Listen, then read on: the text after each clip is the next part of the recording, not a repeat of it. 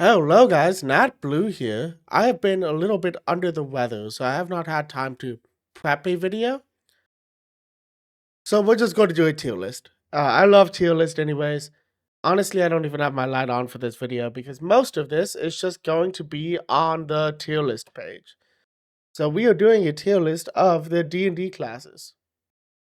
So this was pre-made on tiermaker.com by tier list account on X. Missing one of the C's, so it's ACOUNT if you're interested in any of the other tier list. And we are going to kick this off with the Barbarian. Now, I think Barbarian is probably B tier. We are going off of just 2014. We're going off of 2014 classes because I haven't fully delved into the 2024 classes. I have the Player's Handbook, I have the DMG, I just haven't spent enough time on it. So we're going off of the 2014 classes. To me, the Barbarian is mostly good in combat. And I think 2024 is trying to fix that a little bit to give it a little bit more balance. But for the most part, it's not great in social situations. So because of that, I think B is a solid spot for Barbarian. There are some fun ways to roleplay the Barbarian. Sometimes I feel like that stereotype of the dumb barbarian is overplayed, but it can be really funny. I kind of like the idea of a really smart barbarian that just gets angry very easily, kind of like a Incredible Hulk kind of situation. Next up is the Bard. Bard is going to go to S. Bard is my favorite class. I think they're the most versatile. They have so many cool things that they can do. You can have a melee bard, you can have a magic bard. They're incredible for roleplay. They're really good for like deception, persuasion. Um, Honestly, charisma builds are just my favorite builds because they're so good in social situations.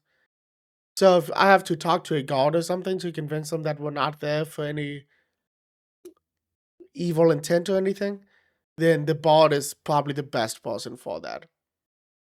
And the persuasion checks and everything are insane. Honestly, the performance checks can be kind of crazy if you're just trying to make a distraction. So I love the bard. It has such a special place in my heart. I think I've played like 3 bards probably, and I'll never get tired of playing a bard. Then we have the cleric. Now I have not fully played a cleric. I think there are some bonuses to cleric. It is the best healing class in the game. And they can be good for like religion checks. I'm going to put this into A. There's some cool things you can do there too with the deity that the cleric is getting its power from. And I think there's a lot of cool potential for the cleric. Then we have the druid. I have briefly played a druid. I'm going to put this into B. I am not a huge fan of the druid, but I understand why people like it. Wild shape is a really cool feature. It's a really cool thing that none of the other classes get. And then the theming of it is really interesting sometimes. Like a elf druid who's just kind of always lived in the forest makes a lot of sense. Gnomes make a lot of sense for druid, just theming wise. There's some cool thematic stuff you can do there. So I think druid doesn't dissolve lower than B, even if I'm not a big fan of it. Then we have the fighter. Now, fighter is kind of tough for me. I think I'm going to put this into A. Now, I want to explain this. Fighter is probably one of the most boring classes on this list.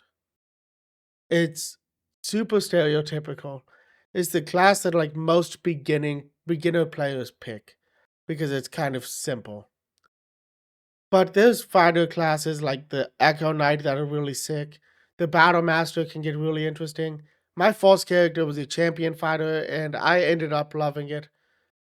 I think the fighter is one of the better melee classes because there's a lot of versatility there. You can use pretty much any weapon in the game. There's maneuvers and stuff that you get. Axe and sword is really good. Second wind is really good. The fighter just has some cool stuff. And it looks like it's going to be really cool in 2024. in the 2024 edition, I guess. Then we have the monk. As of 2014, this is probably D tier. The monk is it has so much promise. And I'm hoping the 2024 Player's Handbook actually fixed this. Because I've always been interested in playing as a monk. But the 2014 version is just not very good. You're playing a melee fighter that doesn't do as much damage as any other melee fighter. The only cool thing that the monk has going for it is its movement speed is insane. There's some incredibly fast monks in D&D. I have played some monk NPCs that I liked playing as. I like that you can like catch arrows and stuff. But overall, I think out of these classes, this might be my least favorite one. Then we have the Paladin. Paladin to me is an S class. I've played one Paladin and I loved it. It is so much fun. Smites are so cool. And then you're another charisma caster, so you have that going for you. I just love charisma casters. So you can be the face of the party while also being the highest damage output, also being kind of tanky because you can wear heavy armor. There's so many cool things with the fighter. Oh, with the paladin. There's so many cool things with the paladin. Then we have the ranger. So I'm probably going to put ranger into we'll put it into C. Okay, I don't dislike the ranger. I've played rangers as like as NPCs, and I really liked it. But they were like high level NPCs using the Gloomstalker Ranger. I haven't played anything else with that. I'm not a huge fan of the Beastmaster. I've looked into that a little bit. I think overall the Ranger can be a little underwhelming. I sadly think it might be getting worse in 2024 by changing um, Hunter's Mark. But I mean, I don't hate the Ranger. Then we have Rogue. We're going to put Rogue into B. I think the right Rogue player is a great asset to any team. I don't like playing as the Rogue. I don't know what it is. One of my first characters was a Rogue, and I just wasn't a huge fan. I think it's because you're a very squishy character, and I'm not a huge fan of being a very squishy character. Which you might be confused because Bard is my favorite class. There's some ways to get out of fights as a Bard, you know? I can Misty Step, stuff like that. I think all of my Bards have known Misty Step. I really hope I'm not misspeaking and they can't learn Misty Step, but there's ways for me to get away as a Bard. There's ways to get away as a Rogue, too, but most of it is just hiding over and over again. Then we have the Sorcerer. I think Sorcerer to me is probably an S tier. I have never played one. I'll be completely honest, I've never played one. But they have so many cool things they can do with like the meta magic and everything. There's just, I think this is maybe my favorite spellcaster.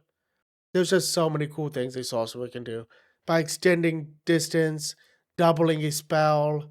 There's just a lot of cool stuff there. Then we have the Warlock. I think Warlock is B. So Warlocks have Eldritch Blast, which is probably the strongest cantrip in the game, damage-wise. And the Eldritch Invocations are really cool too. There are some cool moments that you could have with the patrons where you could role play with the patrons. I've seen some cool stuff where people have been talking to like the Great Old One patrons. But they just don't get enough spells. Like that's my biggest gripe with the Warlock. They don't get a lot of spell slots. I think Bards and Paladins I think Bards get more spell slots than Warlocks. Paladins is probably close. And the Warlock is mostly a spellcaster in my mind. So that's kind of tough for me. And then lastly, we have the Wizard. I think Wizard is an A tier.